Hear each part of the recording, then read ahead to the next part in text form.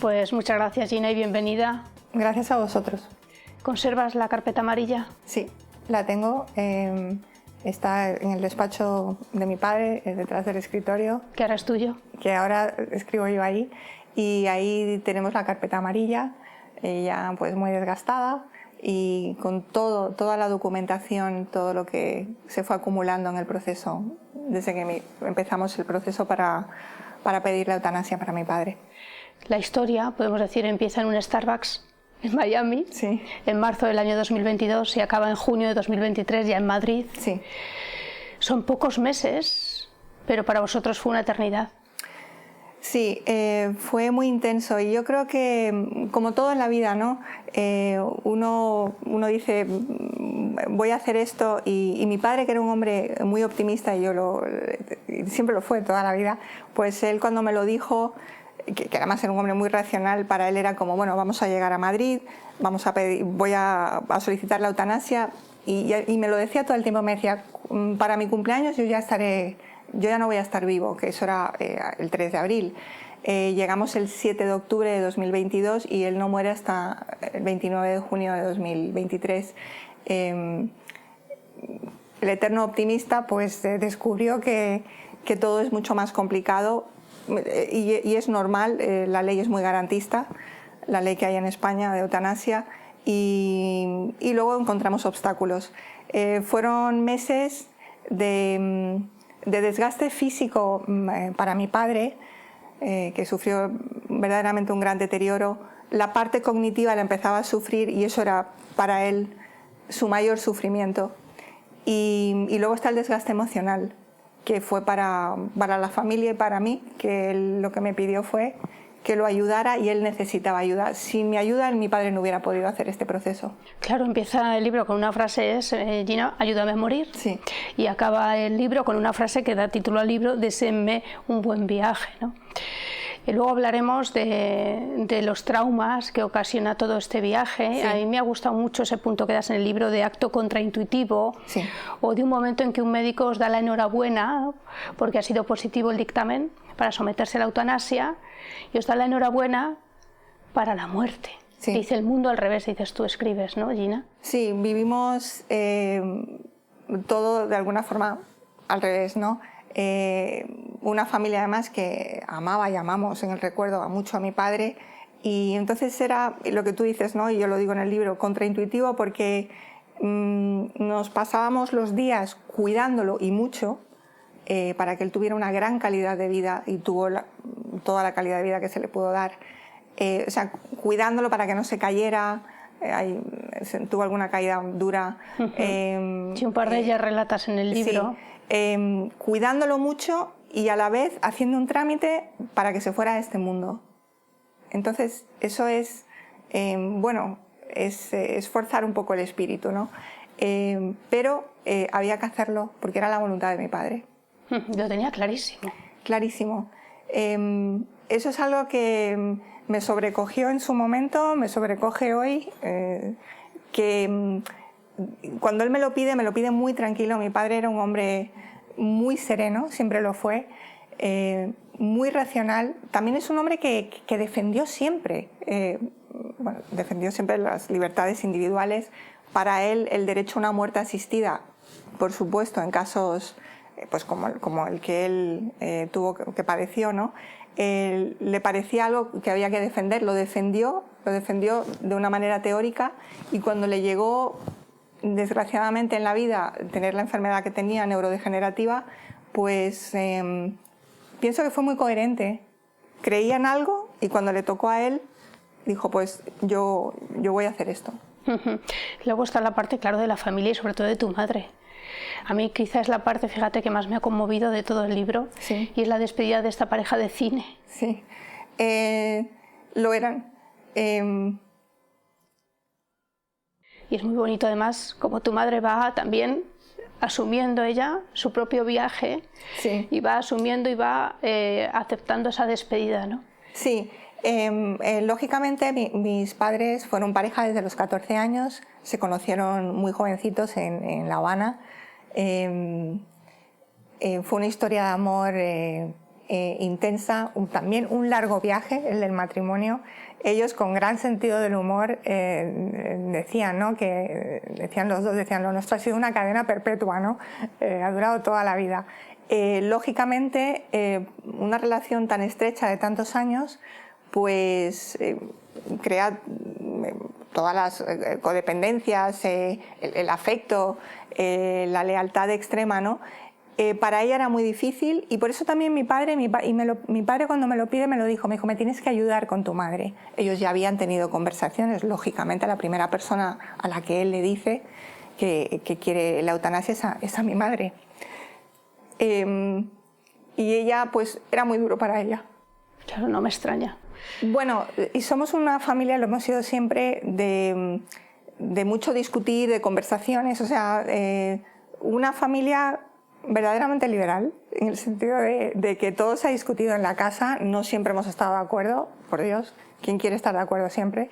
Y estuvo bien porque tuvimos muchos meses para también mi padre poder conversar con ella, y yo también con mi madre. No fue fácil para mí, yo estaba en el medio, y yo defendía a mi padre, ¿no? Ese término que hay en inglés, advocate, pues yo era la lobista de mi padre, y lo fui hasta el final, y alguna vez tuve conversaciones duras con mi madre. Claro, no me extraña, sí. Claro, porque te hacía cómplice de algo que ella no podía aceptar, claro. Sí, que él era muy duro, y yo, para mí siempre fue, y es lo que defendí hasta el final con él, es la voluntad de mi padre. Sabemos cómo es él, es un hombre muy autónomo, tiene razones de peso para irse de este mundo, y yo tampoco quería que mi padre se fuera. Yo lo amaba muchísimo, lo amo, pero creo que tiene que primar la voluntad del individuo, que además lo decide de una manera totalmente racional y en sus plenas facultades. Mira, eso que dices está muy bien también en el libro, lo comparas con Buster Keaton. Sí, sí. Y eso está muy bien, porque sí. Es verdad que es una persona serena, sí. Y cuando vais a enfrentaros a los médicos, ahora hablaremos de todo el Vía Crucis, sí. ¿no? Pero es verdad que él es incapaz de echarle más cuento del necesario, sí. ni más teatro. Totalmente, y además eso es una cosa que Derecho a Morir Dignamente nos asesoró mucho, nos asesoró bien, fueron además compasivos, y además ayudaron mucho a mi padre en los momentos en que él sentía que esto no iba a salir adelante, que lógicamente tuvo pensamientos oscuros. Se lo decían, ¿no? Le decían, todo va a salir, hay un camino, vas a llegar. También ellos aportaron mucha serenidad, ¿no?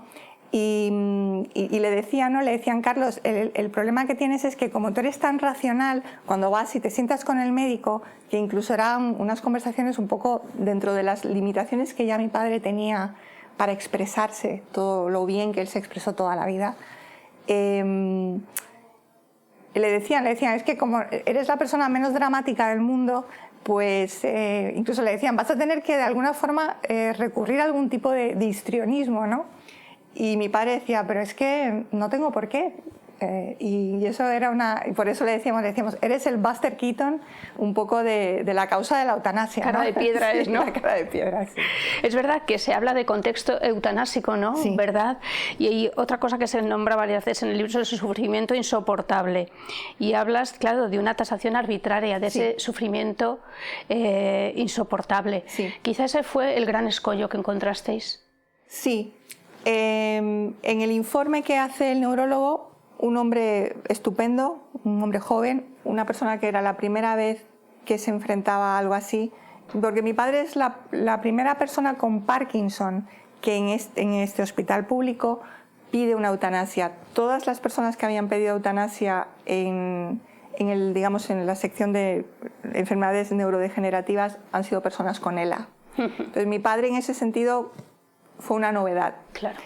El doctor, yo creo que le costaba entender, le decía, pero Carlos, yo no te veo tan mal, que fue una cosa muy dura, ¿no? Que yo le dije, o sea, que si yo te traigo, si yo un día vengo ya con mi padre derrengado en una silla de ruedas, sin saber ya quién es él, Entonces, ¿podríamos seguir? Y me dijo, un poco, sí. Y ahí estaba el tema. Mi padre le dijo, voy a apelar porque justo es lo que yo no quiero. Yo quiero morirme con toda la autonomía posible, que ya no era mucha.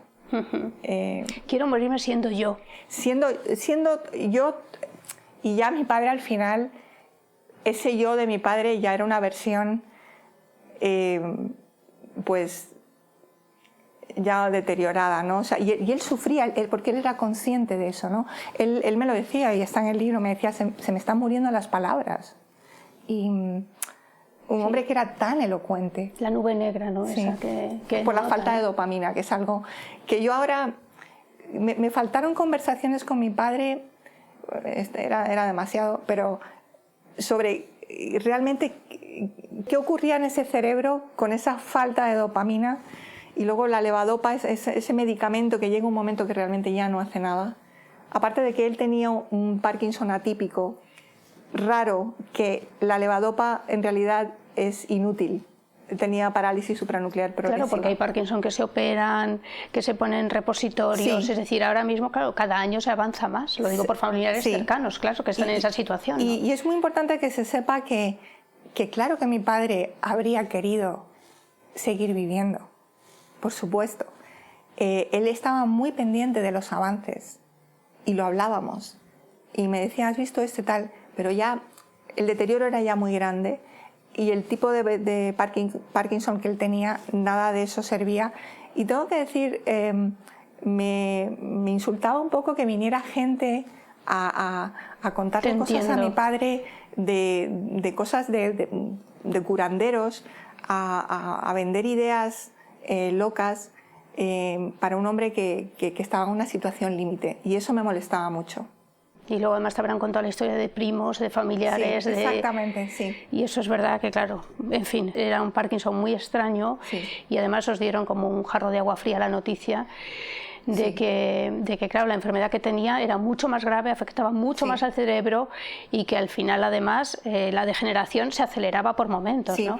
Y él, tengo que decirlo, él tenía la intuición, porque cuando llegamos a España, él me dice, yo quiero que me hagan una resonancia magnética, porque él me lo dice, me dice, siento que esto va muy rápido y estoy preocupado. Y realmente, Nuria, su gran preocupación, hombre, la parte física, por supuestísimo, pero a lo mejor si hubiera podido ser un hombre en una silla de ruedas, sentado, que además pasó casi toda su vida sentado. Entonces, sí, que tus hijos no le recordaban. Sí, mi hija Paula decía cuando era pequeña, yo creo que el abuelo no tiene piernas, siempre llegaba y estaba sentado en un escritorio, vida sedentaria que hace mucho daño. Y si él hubiera podido estar, digamos, paralítico, pero cognitivamente, hubiera podido seguir escribiendo. Para él, la muerte de su vida intelectual era para él algo que, eso sí le producía un sufrimiento insoportable. Vamos con la carpeta amarilla. Sí. ¿Cómo es la historia? ¿Por dónde empezáis? ¿Por dónde seguís? ¿Cuál fue el proceso? Vamos a resumirlo, porque yo creo que es muy interesante, porque hay algo, y es que nadie quiere enfrentarse a este momento. Sí. De hecho, nadie quiere mirar a la muerte, pero incluidos los médicos, y ahora lo comentaremos, ¿no? Cuando llegamos aquí, en octubre, lo primero que hago yo es, voy con él a Derecho a Morir Dignamente, y para asesorarnos. Y en Derecho a Morir Dignamente, y es muy interesante, cuando lo ven la primera vez, todavía ven a un hombre donde le dicen, Carlos, no hay tanta prisa. Y luego, cuando él muere, ya es una persona muy deteriorada. Nos dicen lo fundamental, que había que hacer el testamento vital, porque ahí es donde tú estableces tus últimas voluntades. Y es muy importante aclarar que tus últimas voluntades no es un papel donde tú firmas la eutanasia, no. Es un documento donde las últimas voluntades pueden incluir que tú quieres que te mantengan con vida hasta el final. O sea, la gente cree que hacer el testamento vital es invocar a la muerte, lo cual es un pensamiento mágico, atávico, infantil. Y está ahí para todos los ciudadanos y la gente no lo hace. Porque es increíble, siempre hablamos queremos tener muchas libertades individuales y luego no las ejercemos. no queremos ser responsables de nuestras vidas. Es la historia de... Sí, de la humanidad. De la humanidad. De la humanidad. La responsabilidad. Sí. Y luego dejar que tus seres queridos decidan cosas, incluso que luego discutan sobre qué hacer con alguien cuando ya esa persona quizá no puede expresar su voluntad. Mi padre hizo el testamento vital, últimas voluntades, eso quedó... y tengo que decir que el sistema funciona muy bien. Dijeron, tarda 90 días en estar en el sistema. A los 90 días y te llega por correo, además, tú tienes una copia. Y ya después de eso, ya tienes que empezar lo que es la solicitud de prestación de ayuda para morir. Y derecho a morir dignamente nos dijeron, vais a encontrar obstáculos en el camino y realmente todo lo que nos dijeron así fue. Se cumplió. Se cumplió porque la doctora encantadora del ambulatorio, su doctora de cabecera, cuando mi padre entregó el documento, que estábamos mi madre y yo con él, o sea, casi le da algo, espanto. Objetora, por supuesto, vamos, es objetora, pero sin el entrenamiento que hace falta para no simplemente mirarte con espanto. Claro, pero ahí tú dices, claro, que muchos médicos son objetores porque o nunca han estado inmersos Sí. en este proceso Sí. o porque no quieren enfrentarse a ello. Claro, porque es una situación... Porque la objeción es una posición moral, ¿no? O ética. Claro, y Pero puedes no sé tener si... objeciones religiosas, Eso es. por supuesto, y son... Pero no sé ¿cómo cuántos van a ser casos hay de válidas? objeción práctica. Objeción de, mira, es que claro, esto es demasiado para mí. Es una situación, yo entiendo, es más cómodo decir un poco lo que nos dijeron. Yo no tengo ni idea de cómo es esto. Y además, infantilizar al paciente. Y decirle a mi padre, Carlos, tú lo que estás es un poco triste y lo que tienes es que jugar al mus. Mi padre, Juegos un hombre de mesa. que no nos enseñaron en esa casa a jugar a nada. Ningún juego se jugó en esa casa. Y yo ahí supe que eso no iba a ir a ninguna parte. Cogimos el documento, fuimos muy amables, una mujer encantadora además, pero sin ese aspecto profesional tan importante, ¿no? De decir, mira, yo no sé, yo soy objetora, pero esto es lo que tienes que hacer, esto y esto. Nos sentimos un poco huérfanos y mi padre muy desanimado en ese momento. Y ya el neurólogo se lo entregó al neurólogo y empezó el proceso de liberación. Es muy importante, Nuria, que se sepa. Yo creo que la gente cree que se dicen cosas un poco falaces, ¿no? Sobre, cualquier familia puede, no sé, llevar a una persona a la eutanasia. No, es muy complicado. En todo momento, como debe ser, se evalúa, ¿no?, la autonomía de esa persona que lo está pidiendo. Tiene que haber un testamento vital antes. Hay un proceso deliberativo. Sí, de un consejo compuesto por 25 personas o así. Bueno, realmente el proceso deliberativo con el médico son tres reuniones con el médico, tres discusiones. Sí, y luego ya posteriormente lo del consejo. Y luego, según la valoración del médico, si el médico considera que se puede seguir adelante, va a la comisión, que es digamos, como una especie de consejo de sabios, ¿no? Sí. Hay juristas, hay psiquiatras, hay médicos. En el caso de mi padre, la deliberación se detiene porque él finalmente se lo deniega. Yo sé que el médico tuvo muchas dudas. Yo tenía reservas por preguntas que le hacía el médico. Y yo pensaba, estas preguntas no, yo tenía un presentimiento de que no iba a salir adelante. Porque él le decía, pero tú sigues escribiendo. Y mi padre decía, sí. De hecho, mi padre escribe su última columna, yo ya lo dictaba en mayo, antes de la póstuma. Y claro, él pensaba, bueno, pues si este hombre escribe, ¿por qué hacer esto ahora, no? Volvemos al tema de ver al enfermo en cuidados paliativos, en un estado agónico. Mi padre no quería eso y la ley no dice en ningún momento la ley que tienes que estar en un estado avanzado. Esa palabra no está en la ley. El médico os dice, este neurólogo, que no. Además es el neurólogo que encima detecta la gravedad de la enfermedad. Sí. Pero en cambio esta comisión os dice que sí, que adelante. Se apela. Eso es, se apela. Y se empieza el proceso.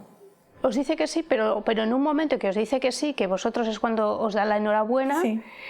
de repente hay una nueva disposición en la ley en la que tenéis Sí. que empezar de nuevo. Sí, hubo una modificación justo en los meses en los que estábamos con el trámite, que también Derecho a Morir nos dijeron, ¿no?, que en medio de toda esta aventura tan complicada, también a mi padre le tocó, fue un poco pionero, ¿no? Primera persona con Parkinson en el hospital, una de las primeras, si no la primera, por lo menos aquí en la Comunidad de Madrid, que de pronto se encuentra con esa modificación, y es que no es que prosigas la deliberación porque ya has avanzado y la comisión te dijo que sí, sino empiezas de cero. Y encontrar a un médico, fue una médico, a alguien en el hospital que quiera, que no sea objetor, que tal, y empezar el proceso deliberativo. Y claro, mi padre la primera vez lo pide el 10 de marzo de 2023, para cuando hay que empezar el proceso. Ya mi padre era un hombre que le costaba mucho hablar, que le costaba mucho expresar ese dolor insoportable, ese padecimiento tan terrible que él sentía, ¿no?, de ver ese deterioro y convencer a los demás. Y eso sí fue muy duro. No me extraña, porque además no hablamos de todo lo que padecía físicamente. Claro, porque físicamente también tenía unas secuelas tremendas, ¿no? Tremendas, muy él, duras, Nuria. Muy duras, me duras. imagino, para tu madre y para ti. Muy duras. Porque más vosotras le cuidasteis. Mucho. Y vosotras nos cuidasteis. No demasiado. ¿Y ahora lo estás pagando, Gina, o no? ¿O no era el momento? Yo creo que se hizo todo lo bien que pudimos hacerlo. Yo creo que también es una ingenuidad. Hay gente que te dice, lo hubieras hecho de otra manera. Oye, lo hice como pudimos. Él estuvo muy arropado, muy amado. Claro, además tú dejaste todo y te viniste a Madrid, ¿verdad? Sí. Hay una cosa que le agradeces a tu padre y es que te ha devuelto a Madrid. Sí. Hablamos mucho sobre eso, ¿no? En los últimos meses, que fueron muy extraordinarios, muy bonitos, porque también el libro, es importante que se sepa, ¿no?, el libro son unas memorias de la vida con mi padre, que fue un hombre muy interesante, muy ameno, importante, un hombre relevante, como columnista, como escritor, y luego todo su activismo, ¿no?, político, esa defensa por la libertad de Cuba, por las libertades, hasta el final, además. Entonces está toda esa parte de esa vida tan interesante que tuvimos con mi padre, mi hermano, mi madre y yo, y él con nosotros. Esa vida también de una familia de exiliados, que eso te marca mucho, ¿no?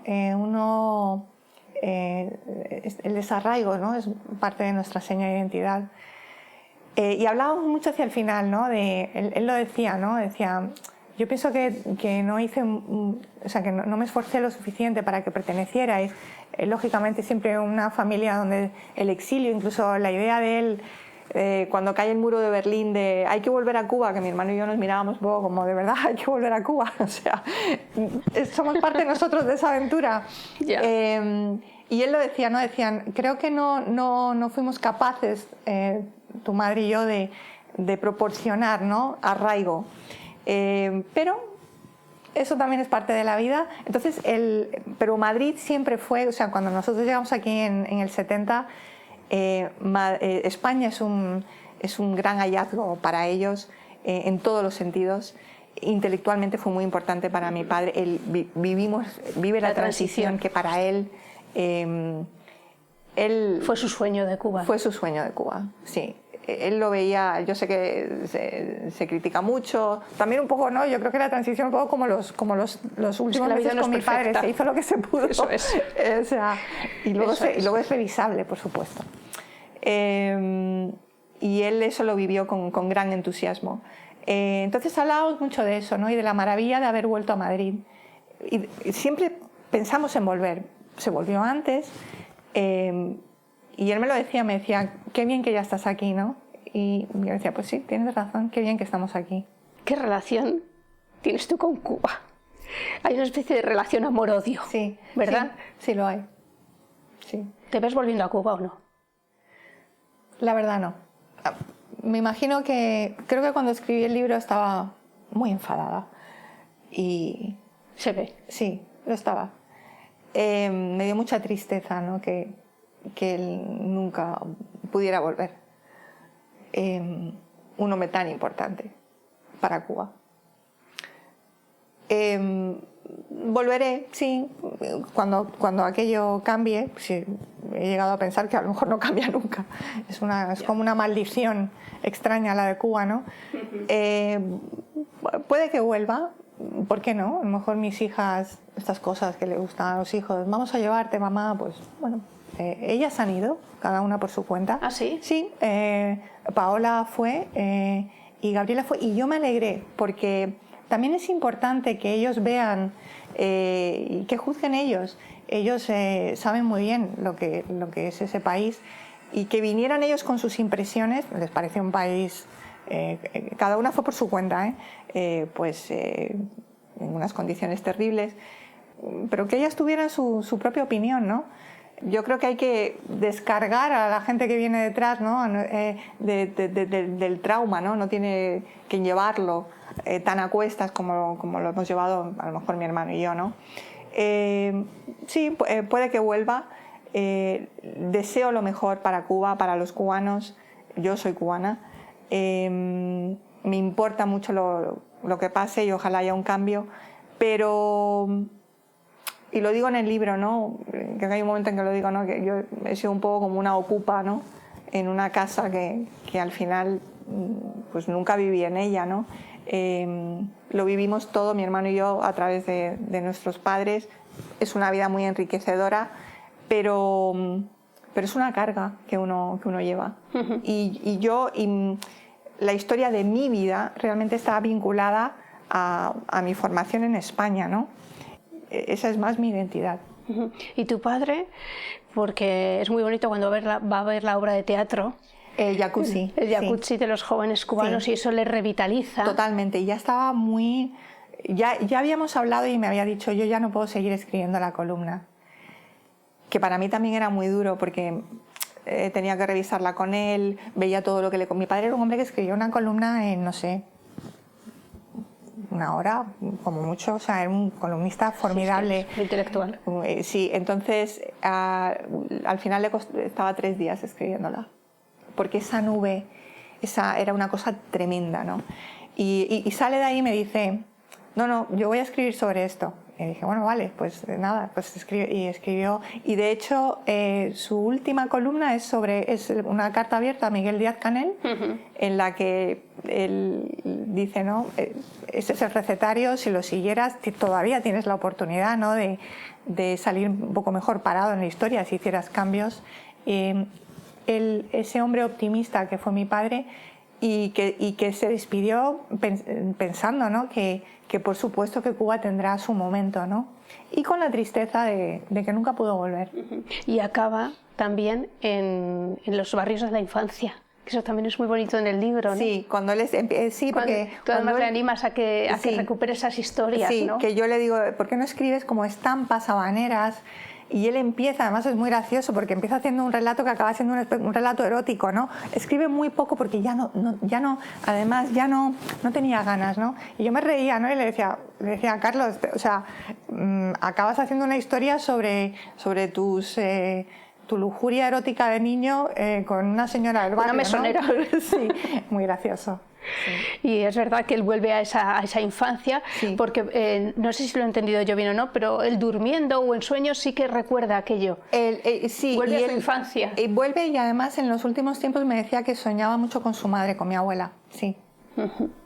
Es verdad que tu padre, es que se enfrentó a todo, sí, por la libertad. Sí. Y recuerdas ese Congreso de Escritores Latinoamericanos del año 79, ¿verdad? Sí. Que fue una revolución. Fue que es donde... Que ya sacó los colores. Sí. A quien estaba del lado de los dictadores. Y él va con ese... Todavía no era un hombre, no era un intelectual muy conocido. Este cubano exiliado se cuela en ese congreso de intelectuales, que en aquella época además casi todo el mundo era muy de izquierda radical. Ahí conoce a Federico. Y por supuesto ahí ya en esta cosa muy quijotesca, ¿no? de los dos, ¿no? Enseguida hay una identificación. Federico es de los pocos que lo defiende, ¿no? Lo quisieron expulsar cuando él lee su discurso, que es sobre la falta de libertad de los intelectuales en Cuba, y hubo una especie de cónclave para expulsarlo. Y lo cuento, ¿no? Mi hermano y yo estamos viendo el telediario y nosotros en nuestra... papá sale en el telediario, qué bien, y de pronto, bueno, escándalo con nuestro padre. O sea. Hablas mucho de cine en el libro, por ejemplo Casablanca no sale, no. Pero yo al final sí me lo imaginaba como lo de Siempre nos quedará París. Sí, es verdad, sí. Y es una película que por supuesto que la vimos con él. También una hermosa despedida, sí. Pero en positivo, en el sentido de que la vida es así, ¿no? La vida es así, exacto. Y vimos mucho cine, eso fue un gran alivio. Una familia muy cinéfila. Yo soy muy cinéfila, yo amo el cine. Necesitabais abstraeros también, ¿verdad? Sí. Y era una actividad para él fácil, te sientas, ves una cosa maravillosa en la pantalla o no maravillosa, y eso estuvo muy bien. ¿Con este libro se cierra algo, Gina? Ya casi para acabar. Sí. Él y yo lo hablamos, él me lo dice al final, que él pensaba que era importante escribir sobre lo que habíamos vivido. Se fue sin saber que ha sido más, que son unas memorias de la vida con él. Creo que se habría sorprendido, tal vez, leyendo toda esa parte. Está el proceso. Creo que como testimonio en un país con una ley de eutanasia joven, solo 4 años, pues tiene interés. Es un camino complicado, pero no imposible, y hay que valorarlo. Yo creo que debemos valorar tener esta ley para quien cumpla el requisito, y también es un homenaje también, ¿no? para los amigos, para las personas que nos acompañaron, el puñado de personas. Hemos hablado antes de María, de mi amiga Ana, de mi amigo Rogelio. Incluso los últimos médicos que van allí. Bueno, el equipo que le hace la eutanasia. Entrega una biografía, ¿no? Sí, o sea, de sus últimas memorias. Él le dedicó sus memorias a la médico y al enfermero. Increíble equipo, maravillosos. Es que es durísimo también, porque claro, informar de cómo va a ser el proceso, esos últimos Era la primera vez segundos. Que ellos hacían una eutanasia. Habían hecho sedaciones, pero una sedación es otra cosa. Y es un homenaje también a las personas que están con uno en momentos difíciles, ¿no? Y pienso que el libro es una historia de amor. Sí. Es una historia de amor. Sí. Es el amor a mi padre, el amor de mi padre a su familia, el amor a causas, la libertad, el amor a Madrid, a esta ciudad que amamos tanto. En fin, Gina, pues nada, enhorabuena. Gracias. Y mucho ánimo. Y espero que en breve esto sea un poco más llevadero. Gracias. En eso estamos. Gracias, Gina. Gracias.